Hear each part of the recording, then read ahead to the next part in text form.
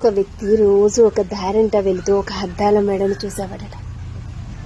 అప్పుడు అనుకున్నాడట, ఎప్పటికైనా నేను ఈ అద్దాల మేడలో ఒక్కరోజైనా బ్రతకగలనా అని.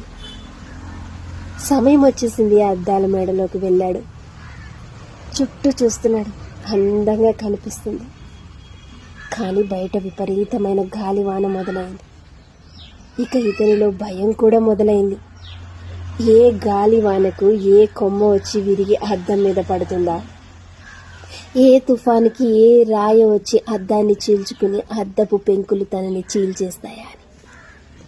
బయట నుండి చూసినప్పుడు చాలా అందంగా కనిపించిన బంగ్లా లోనికి వెళ్ళి గాలి వానలో ధనిలో తల దాచుకునే సమయం వచ్చినప్పుడు కూడా భయంకరంగానే అనిపించింది. పక్కవాడి జీవితం కూడా అంతే. బయట నుండి చూసినప్పుడు చాలా బాగుంటుంది. దాంట్లోకి వెళ్ళి వాడి లోతుపాతులు వీడు అనుభవించడం మొదలుపెట్టినప్పుడే, అబ్బా నా జీవితం నాకు చాలా బాగుందిరా వీడి జీవితం కన్నా అనిపిస్తుంది. నిజం.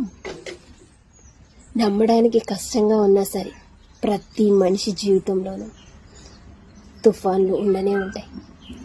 నీ తుఫాను నిన్ను తీరానికి చేరుస్తుందో లేదో తెలీదు.